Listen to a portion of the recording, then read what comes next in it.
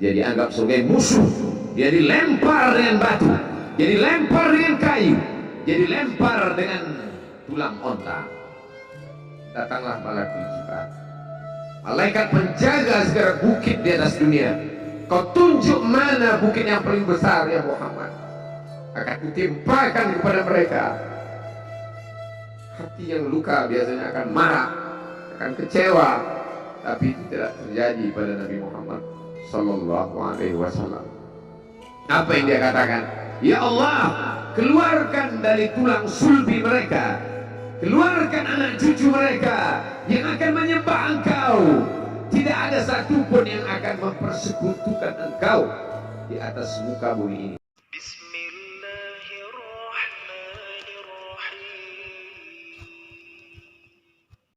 Semua orang senang melihatnya karena dia bersih, karena dia rupawan, karena dia sopan dan santun, karena ayahnya meninggal dan ibunya juga sudah lama meninggalkan. Orang kasihan melihatnya. Maka karena kesenangan hati mereka, mereka sendiri yang memberikan gelar untuknya yang belum pernah mereka berikan kepada orang sebelum dia. Gelar itu bernama Al-Amin, orang yang layak menerima amanah. Amin diambil dari 3 huruf, alif, mim, nun. Dari kata alif, mim, nun muncullah kata amanah. Orang yang mampu menerima amanah disebut Al-Amin. Kita mengatakannya jujur. Lawan daripada amanah adalah khianat. Al-Khain, pengkhianat. Dia tidak berkhianat. Dia adalah seorang yang mampu mengemban amanah dan terpercaya. Maka semua orang percaya kepada dia. Dari alif, mim, nun, juga akar yang sama dengan iman, akar kata yang sama dengan iman. Maka iman berarti percaya. Dia adalah orang yang dipercaya karena memang dia mampu mengemban amanah. Kapan kebencian itu datang? Kebencian itu datang ketika dia naik ke atas bukit Sofa dan dia berkata kepada semua penduduk Makkah, seandainya aku katakan di balik bukit Jabal Abi Qubais yang besar, gagah, perkasa, tinggi, menjulang ini ada pasukan musuh yang akan menyerang kita, apakah kalian percaya? Semua mereka berkata, shadaqnaka, kami percaya karena memang kami menggelar engkau orang yang dapat dipercaya. Seandainya aku katakan bahwa ada pasukan musuh yang akan meluluh lantak, akan menghantam, membunuh kita, apakah kalian percaya? Mereka menjawab, shadaqna, kami percaya. Seandainya aku katakan bahwa aku menerima wahyu dari Allah dan aku diperintahkan Allah untuk mengabarkan kepada kalian yang baik-baik akan masuk surga, yang jahat-jahat akan masuk neraka, percayakah kalian? Disitulah perlawanan datang, bukan dari orang lain, bukan dari musuh, bukan dari lawan. Perlawanan itu datang dari saudara kandung, dari ayah kandung yang masih ada hubungan darah. Tabban laka ya Muhammad alihada jama'tana, celakalah engkau Muhammad, apakah hanya untuk ini saja kau kumpulkan kami hari ini? Allah membelanya, langsung Allah membelanya.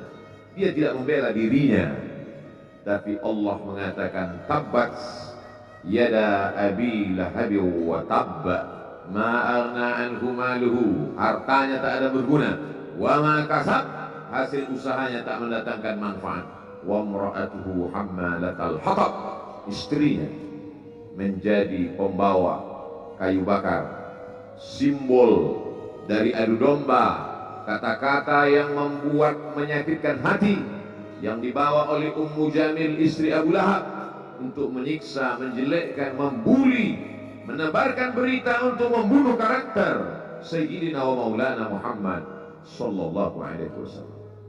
Ini bukti Kalau hari ini ada anak muda yang rupawan, yang dermawan, yang disenangi lingkungannya, tidak ada orang yang tersinggung, biasa. Karena Nabi Muhammad SAW juga pernah mengalami hal itu. Tapi begitu kau katakan, aku tadi malam bermimpi bahwa aku mesti hijrah, meninggalkan komunitas peminum khamar, meninggalkan geng kita yang selama ini bicara tentang yang haram, maka disitulah mereka akan berkata, apakah hanya untuk ini saja kita berteman selama ini? Mana persahabatan kita? Apa yang dialami pemuda-pemuda hijrah hari ini dialami oleh Rasulullah SAW 14 abad yang silam. Ketika kau berhasil bisnis, orang senang. Ketika kau berhasil membina rumah tangga, tidak ada orang yang tersakiti. Ketika anakmu lucu-lucu dan kau berada di tengah mereka, tidak terusik kepentingan mereka, tidak terganggu ekonomi mereka, engkau adalah sahabat, engkau adalah teman setia. Tetapi ketika kau tidak ikut kemauan manusia, disitulah engkau sedang melantik dirimu sendiri menjadi musuh. Maka Allah kuatkan hatimu. Wa in tuti aktsara man fil ardi, kalau kau ikut kebanyakan orang di atas muka bumi, yudilluka an sabilillah, mereka hanya akan menyesatkan engkau dari jalan Allah Subhanahu wa taala. Tapi api itu tidak pernah padam. Kalau dia padam, maka berakhirlah dakwah Islam. Dia terus bergelora, dia terus menyala, dia terus membakar kemunafikan, membakar kemusyrikan, sampai akhirnya embargo pun tiba. Jangan ada yang mau bergabung dengan kelompok Muhammad sallallahu alaihi wasallam. Jangan ada yang mau berkirim makanan, jangan ada yang mau berdagang, jangan ada yang mau menjalin transaksi. Mereka ingin membunuh secara perlahan-lahan. Jangan beli produknya, jangan duduk bersamanya, jangan berteman dengan dia. Kenapa kamu mau berfoto dengan dia? Kenapa kamu mau bergambar dengan dia?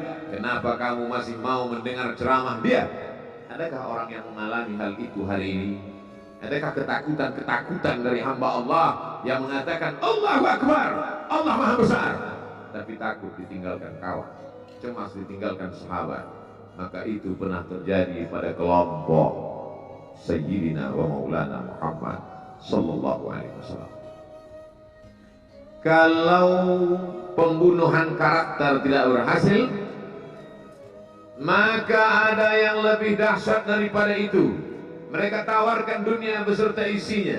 Wallahi, demi Allah wahai paman, demi Allah wahai Abu Talib, law wada'u syamsa fi yamini wal qamara fi yasari, andai mereka letakkan matahari di tangan kananku, bulan di tangan kiriku, ala an atruka hadzal amr, supaya aku tinggalkan dakwah ini, aku tidak akan meninggalkannya. Bujuk rayu mulai tiba. Itu terjadi pada diri Nabi Muhammad sallallahu alaihi wasallam. Kalau kau tidak mempan dimusuhi, kalau kau tidak mempan dirangkul, kau akan dipukul. Kalau kau tidak mempan dipukul, kau akan dirangkul. Berbagai macam cara, dari mulai yang paling keras sampai yang paling lembut, dari mulai yang paling lembut sampai yang paling keras, sampai akhirnya tempat bergantung itu hilang, lenyap, musnah. Ada dua tempat bergantung, saudara kandung ayah Abu Talib. Mereka tidak mengusiknya karena dia keponakan Abu Talib. Abu Talib anak Abdul Muttalib, Abdul Muttalib anak Hashim, Hashim anak Abdi Manaf, Abdi Manaf anak Qusay, Qusaylah pendiri Darun Nadwah. Mereka keturunan darah mulia dari Adnan. Adnan menerima tetesan darah dari Ismail. Ismail anak kandung Ibrahim alaihissalam. Jangan ganggu dia, karena dia keponakan Abu Talib. Masih ada backing, tapi Allah ingin agar hati itu tidak bergantung kepada manusia. Dia buat Abu Talib meninggal dunia, masih ada lagi tempat bergantung. Dia yang dulu ketika kedinginan datang, dia yang menyelimuti. Yang dulu ketika ketakutan datang, dia yang menenangkan. Dia datang menemui Waraqah ibnu Naufal. Waraqah berkata, Namus, malaikat yang pernah datang kepada Ibrahim, yang pernah datang kepada Musa, yang pernah datang kepada Isa, sekarang dia datang kepada suamimu. Katakanlah, jangan takut, jangan cemas. Kalau nanti sampai masanya dia akan diusir dari kampung halamannya, aku orang pertama yang akan membelanya. Karena begitu yang kutemukan dalam kitab-kitab suci yang kubaca. Kata Waraqah bin Nawfal. Hari itu juga tempat bergantung itu patah. Khadijah menghadap Allah Subhanahu wa ta'ala. Tak lagi ada makhluk tempat bergantung. Tak ada lagi ranting tempat berhinggap. Tak ada lagi batang kayu tempat berpegang. Allah ingin agar engkau berserah hanya kepada Dia saja. Tidak ada makhluk. Bersandar kepada makhluk akan kecewa. Bersandar pada kayu yang rindang akan tumbang. Bersandar kepada benda akan binasa. Bersandar kepada sahabat akan berubah menjadi musuh. Bersandarlah kepada Dia, Hayyun Maha Hidup, la yamut, Dia tak pernah mati. Bersandarlah kepada Dia, Al-Aziz yang Maha Perkasa, Al-Jabbar yang Maha Berkuasa. Itu yang diinginkan Allah dari sosok Sayyidina Maulana Muhammad sallallahu alaihi wasallam. Dia pergi, sengaja dia pergi berjalan kaki, karena kalau dia pergi menunggang unta, mereka sudah mengintai, dia pasti lari, dia akan pergi ke tempat yang jauh. Sengaja dia pergi berjalan kaki. Lalu kemudian dia pun sampai ke suatu tempat. Dia berharap mereka adalah orang-orang yang lembut akan yang menerimanya. Tapi dia tidak diterima dengan tala'al badru alaina. Dia tidak diterima sebagai ahlan wasahlan. Ahlan, keluarga, kau datang kami sambut sebagai keluarga. Sahlan, mudah, kau datang urusanmu mudah. Ahlan wasahlan. Tapi dia tidak dianggap sebagai keluarga. Dia tidak dianggap sebagai sahlan. Dia dianggap sebagai musuh. Dia dilempar dengan batu. Dia dilempar dengan kayu. Dia dilempar dengan tulang onta. Apa yang dia lakukan? Dia bersembunyi di balik bukit. Dia angkat kedua tangannya. Ilaika ashku dhaqaqwati. Kepada engkau saja aku mengajukan kelemahanku. Wa qillata hilati, ketidakberdayaanku. Wa hawani bainan nas, aku hina di tengah mereka. Kalau dulu aku ada tempat bergantung, ada tempat bersandar, ada tempat mengadu, hari ini hanya engkau saja ya. Datanglah malaikat Jibril, malaikat penjaga segala bukit di atas dunia. Kau tunjuk mana bukit yang paling besar ya Muhammad. Akan kutimpakan kepada mereka. Hati yang luka biasanya akan marah, akan kecewa. Tapi itu tidak terjadi pada Nabi Muhammad sallallahu alaihi wasallam. Apa yang dia katakan? Asallahu an yukhrij min aslabihim man ya'budullaha wa la yusyrika bihi syai'a. Ya Allah, keluarkan dari tulang sulbi mereka, keluarkan anak cucu mereka yang akan menyembah Engkau. Tidak ada satupun yang akan mempersekutukan Engkau di atas muka bumi ini. Doanya dikabulkan, hatinya susah, pikirannya kacau, tapi lidahnya tidak berkata-kata kasar. Dia doakan agar anak cucu mereka menyembah Allah. 100% penduduk Taif hari ini bersyahadat asyhadu an la ilaha illallah wa asyhadu anna Muhammadan Rasulullah. Doa orang yang teraniaya, doa orang yang terzolimi. Dia berhenti di semua kebun. Ada seorang yang bukan terpandang membawakan beberapa ranting anggur sebagai pelipur lara, penghilang haus, pelepas dahaganya. Ketika anggur itu akan masuk ke mulutnya, dia berkata Bismillahirrahmanirrahim, atas nama Allah. Maka hamba sahaya miskin, susah, melarat, perantau yang tak punya apa-apa itu heran. Apa yang kau ucapkan? Bismillah. Kau sebut nama Allah ya. Tidak ada satupun orang di kampung ini kalau makan menyebut nama Allah. Siapa engkau? Aku Nabi yang diutus Allah Subhanahu wa ta'ala. Berarti engkau sama dengan orang yang dulu pernah berada di kampungku. Engkau dari mana? Aku dari Ninawi. Ninawi, ya. Di sana ada saudaraku, kata Nabi Muhammad SAW. Di sana ada saudaraku, namanya Yunus bin Matta. Yunus bin Matta adalah saudaraku.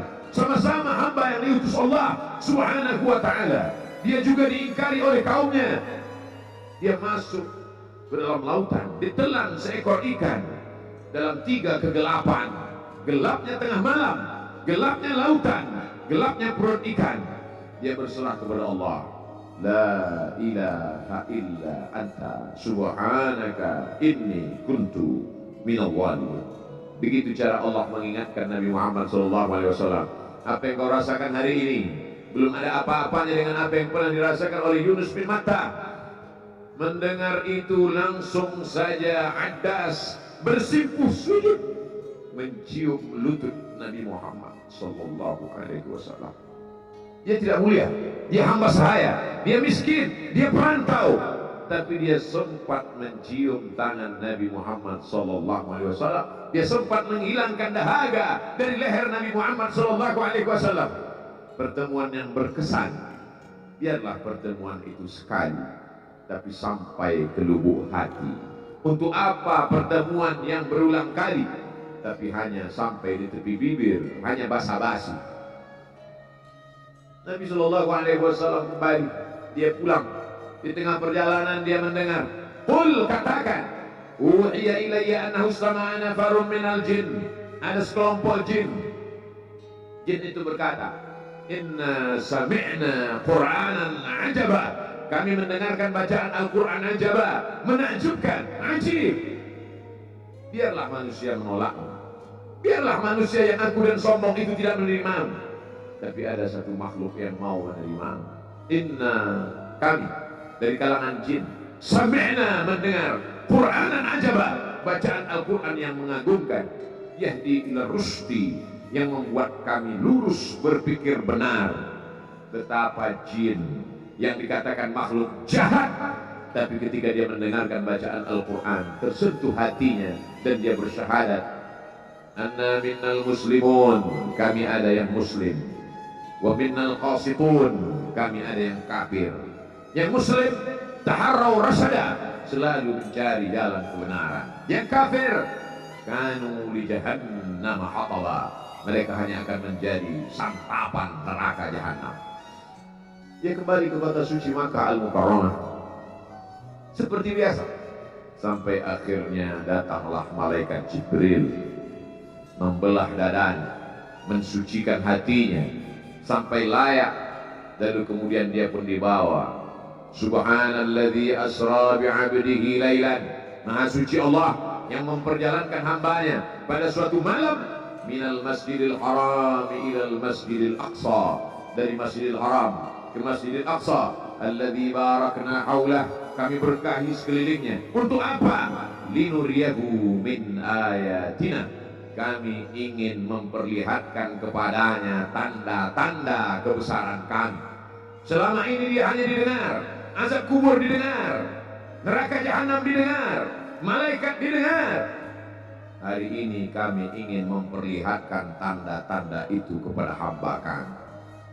Jangan bersedih ketika kau didustakan, jangan bersedih ketika kau dibunuh karaktermu, jangan berduka cita ketika tidak ada manusia yang menerimamu, karena sesungguhnya itu hanyalah cara Allah menguatkan hatimu, karena dia ingin mengangkat derajatmu, menempatkan di tempat yang terpuji, memperlihatkanmu sesuatu yang tidak pernah dia perlihatkan kepada manusia yang lain. Dia buat hatimu hancur berkeping agar tidak lagi ada tempat makhluk dalam hatimu, yang ada hanya Allah semata. Ma fi qalbi ghairullah. Pada saat itu mentalmu sudah kuat, layaklah engkau berada di tempat yang terpuji. Kalau ada orang menyakitimu, jangan berduka. Kalau ada tetangga, sahabat, kawan baik meninggalkanmu, jangan berduka lara, karena sesungguhnya di balik itu semua, fa inna ma'al usri yusra, inna ma'al usri yusra. Idza dhaqat 'alaika dunya faqul ya Allah. Kalau terasa sempit dunia, mengadulah kepada Allah. Idza sa'alta fas'alillah, kalau minta-mintalah kepada Allah. Wa idza sta'anta fasta'in billah, kalau minta tolong, minta tolonglah kepada Allah. Iyyaka na'budu wa iyyaka nasta'in, kepada Engkau kami menyembah, kepada Engkau kami beribadah, kepada Engkau kami bersimpuh sujud, kepada kepada Engkau juga kami meminta pertolongan. Barakallahu li wa lakum fil Qur'anil 'azim wa nafa'ani wa iyyakum bima fihi minal ayati wadh-dhikril hakim wa taqabbala minni wa minkum tilawatahu innahu huwal ghafurur rahim.